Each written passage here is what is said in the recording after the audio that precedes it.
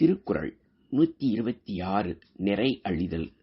நாணம் என்னும் தாழ்ப்பாள் உள்ள நிறை என்னும் கதவை காமம் என்னும் கோடரி உடைத்து விடுகின்றது. காமம் என்ற ஒன்றுக்கு இரக்கம் கிடையாது. அது என் நெஞ்சத்தை நள்ளிரவிலும் ஏவல் கொண்டு ஆள்கின்றது. நான் காமத்தை எனக்குள் மறைக்க முயல்வேன். ஆனால் அதுவே தும்மல் போல தானே வெளிப்பட்டு விடுகிறது. நான் இதுவரையில் நிறையோடு இருப்பதாக எண்ணிக்கொண்டிருந்தேன். ஆனால் என் காமம் என்னுள் மறைந்திருந்ததை இந்த மன்றம் வெளிப்படுத்தியது.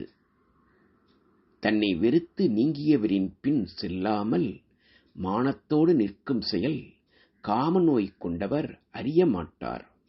தன்னை வெறுத்து நீங்கியவரின் பின் செல்ல விரும்பிய நிலையில் இருப்பதிலிருந்து என்னுள் மறைந்திருக்கும் காம நோய் எத்தன்மையானது என்பதை அறிவீர்கள். தான் விரும்பும் காதலர் காமத்தால் தனக்கு விருப்பமானவற்றை செய்வாரானால் நாணம் என்ற பண்பையும் மறந்து விடுவோம். தன்னுடைய பெண்மையாகிய கோட்டையை அழிக்கும் படையாக இருப்பது பல மாயங்கள் செய்யும் காதலருடைய பணிவான மொழியாகும். ஊடுவேன் என்று எண்ணிக்கொண்டு சென்றேன். ஆனால் என் நெஞ்சம் என்னை விட்டு அவரோடு கூடுவதைக் கண்டு தழுவினேன்.